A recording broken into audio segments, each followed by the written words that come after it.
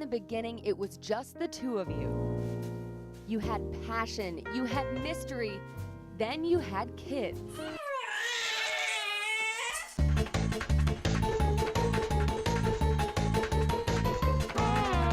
It's the norm. 70% of all couples who have children will have relationship issues.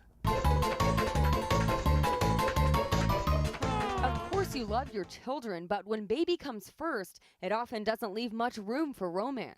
First of all, you are sleepless, sexless, hard up, and horny after having a kid.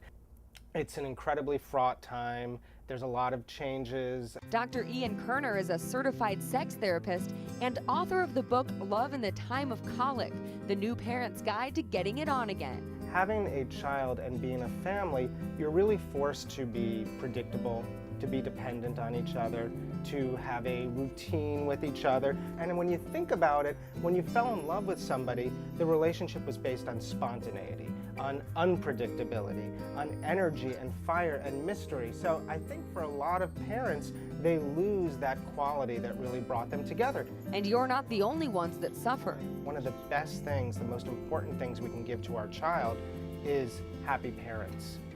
So parental happiness is key to having a happy, healthy child.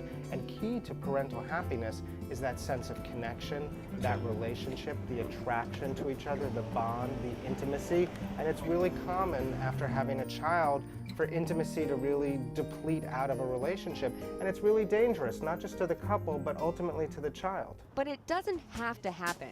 Tom and Doreen Bear say that after 4 years of marriage and 2 children, they've still got the spark.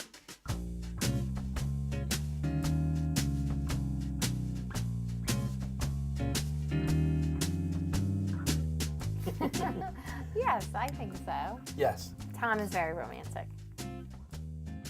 He's very thoughtful, and he always tries to create the best ambiance possible, like when we're doing something, whether it's a holiday or just a date. He sends me flowers constantly for no reason, which is very romantic. And I'm really quite a special guy. and that's why, of course, because he's very special. I think we're both good.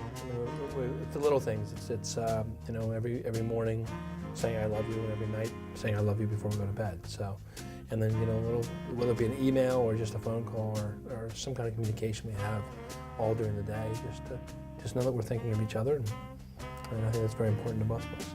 Tom and Doreen say it's the little things, like leaving your loved one a note or calling to say goodnight when one of you is out of town, that make a big difference. It doesn't seem like a big thing, but I think with our busy lives, it's very easy to be overlooked.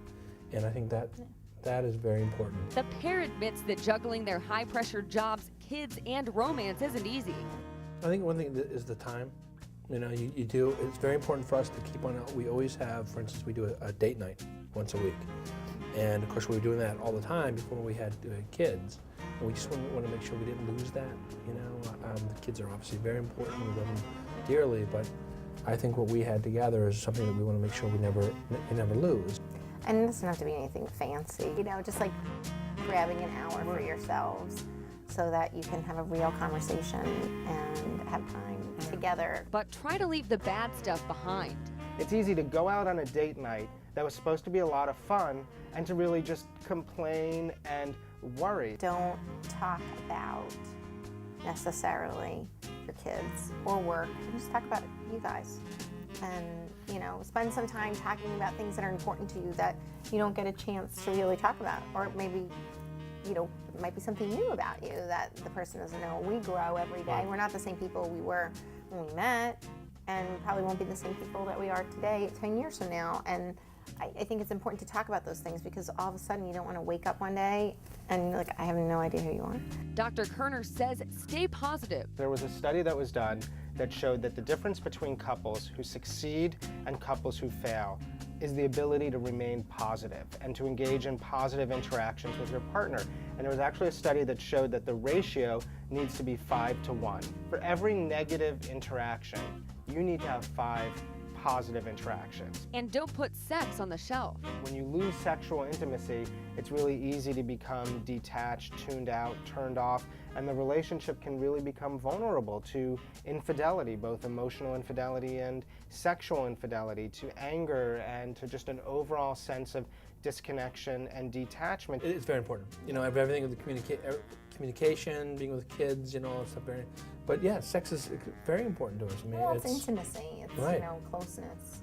Right. So, yeah, of course, it's definitely important. Dr. Kerner says to begin rebuilding that sexual connection right away. I often tell couples after that 6-week mark, when you've gotten the go-ahead from your OBGYN and you can have sex again, my attitude is do it, because there really is some truth to use it or lose it, and sex really is its own aphrodisiac. And so just sometimes going through the motions can really help you rediscover your connection to each other. But intimacy extends beyond the bedroom as well. As a couple, you get so caught up in everything else outside the bedroom, taking care of the child and work. If you just take the time to even have a 20-second hug with each other, it's going to really boost your connection to each other. Good stuff.